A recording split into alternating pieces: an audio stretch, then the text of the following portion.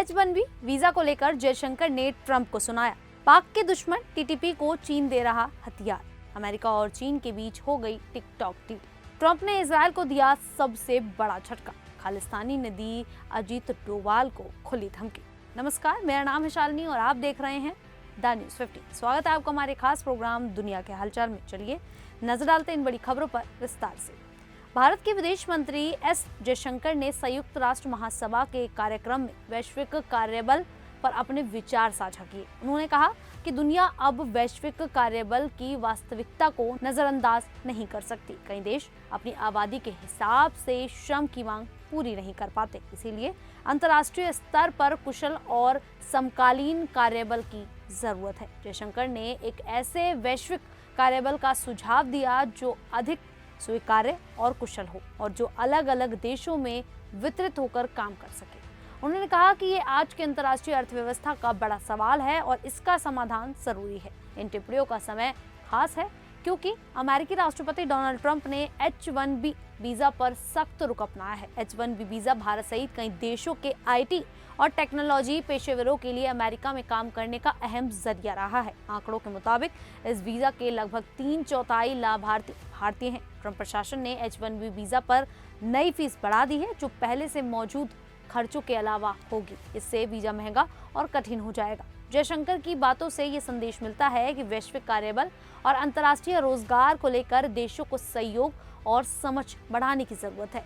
उनका जोर ये है कि राजनीतिक बहस से ऊपर उठकर वैश्विक स्तर पर कुशल और संतुलित कार्यबल तैयार करना जरूरी है।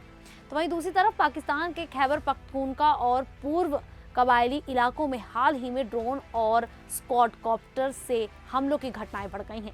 पहले ये तकनीक सिर्फ बड़ी सेनाओं के पास होती थी, लेकिन अब छोटे छोटे आतंकी गुट भी इसका इस्तेमाल करने लगे हैं। मीडिया रिपोर्ट्स बताती हैं कि इत्तेहाद-ए-मुजाहिदीन पाकिस्तान और हाफिज गुल बहादुर जैसे गुट खुले तौर पर स्क्वाडकॉप्टर हमले कर रहे हैं। इसके बाद टीटीपी ने भी इसे अपनी ताकत दिखाने के लिए अपनाया। सबसे चौंकाने वाली बात यह है कि ये महंगे सैन्य ड्रोन नहीं बल्कि चीन में बने सस्ते क्वाडकॉप्टर हैं जिन्हें आसानी से खरीदा जा सकता है। आतंकवादी इन्हें हथियार में बदलकर प्लास्टिक की बोतलों या बैडमिंटन शटल जैसी चीजों में बम गिराते हैं। मई में उत्तरी वजीरिस्तान के एक गांव पर ऐसे ही हमले में 3 बच्चे और एक युवक मारे गए। कई बार बम फटते नहीं, लेकिन पुलिस चौकियों और सुरक्षा ठिकानों पर लगातार खतरा बना रहता है। इन हमलों ने लोगों के बीच डर का माहौल पैदा कर दिया है। पुलिस का कहना है कि आतंकियों ने अब सामान्य तकनीक को घातक बना लिया है। सुरक्षा एजेंसियां एंटी ड्रोन तकनीक और नए हथियार लगा रही हैं। कुछ ड्रोन गिराए भी गए हैं, लेकिन खतरा अभी भी बना हुआ है। तो वहीं अमेरिका के राष्ट्रपति डोनाल्ड ट्रंप ने टिकटॉक से जुड़ी एक बड़ी डील को मंजूरी दी है। उनके एग्जीक्यूटिव ऑर्डर के बाद टिकटॉक अब अमेरिकी स्वामित्व और नियंत्रण में आ जाएगा। ट्रंप ने बताया कि उन्होंने 20 सितंबर को चीनी राष्ट्रपति शी जिनपिंग से बातचीत की और टिकटॉक डील मुख्य विषय रही। बातचीत में दोनों पक्षों ने आगे बढ़ने की अनुमति दी। अब टिकटॉक अमेरिकी कंपनियों और निवेशकों के हाथों में होगा, जिससे सुरक्षा और डेटा गोपनीयता की चिंताओं को कम किया जाएगा। ओरेकल के सह संस्थापक रैली एलिसन और उनकी कंपनी इस ऐप की सुरक्षा में अहम भूमिका निभाएगी। डील में माइकल डेल, रूपर्ट मर्डोक और 4-5 अन्य निवेशक शामिल होंगे। ओरेकल और सिल्वर लेक मिलकर लगभग 50% हिस्सेदारी लेंगे, जबकि वाइट डांस के मौजूदा शेयरधारक 30% शेयर रखेंगे। ट्रंप ने कहा कि टिकटॉक का रिकमेंडेशन एल्गोरिदम अब अमेरिकी सुरक्षा निगरानी में काम करेगा। उपराष्ट्रपति जेडी वेंस ने कहा कि डील से यह सुनिश्चित होगा कि ऐप अमेरिका में चलता रहे और अमेरिकी उपयोगकर्ताओं का डेटा सुरक्षित रहे। कुछ चीनी पक्ष ने विरोध किया, लेकिन अमेरिका ने स्पष्ट मकसद रखा कि ऐप जारी रहे और डेटा प्राइवेसी बनी रहे। रिपब्लिकन सांसद चाहते हैं कि डील की पूरी जानकारी सार्वजनिक हो ताकि ये पक्का हो सके कि चीन का कोई प्रभाव नहीं रह गया।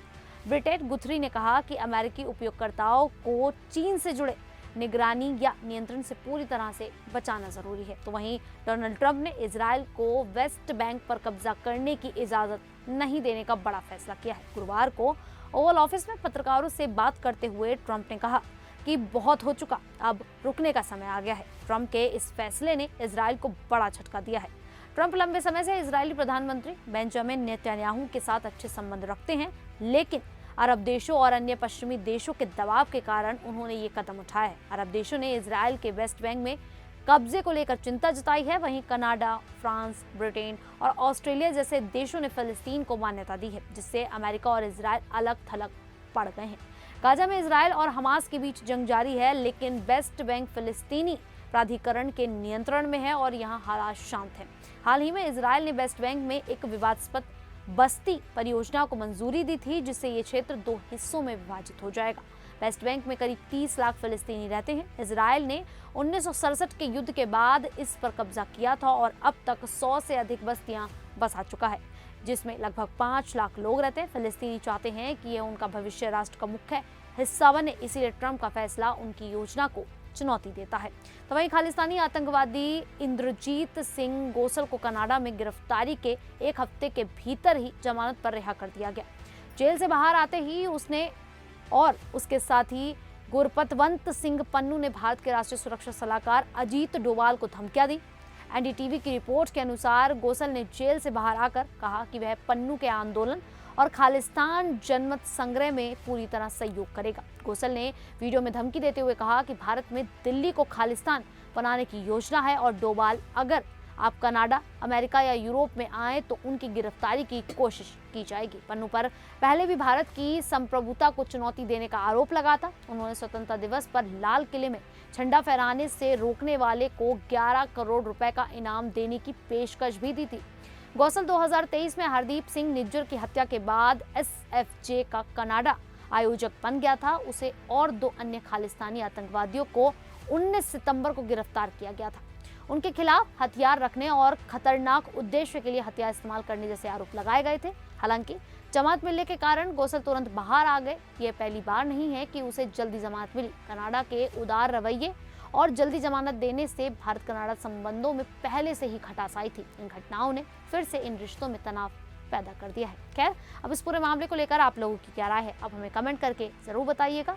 अभी के लिए इतना ही, फिर हाजिर होंगे ऐसी ही देश और दुनिया जुड़ी बड़ी खबरों के साथ। तब तक के लिए देखते रहिए द न्यूज़ 15।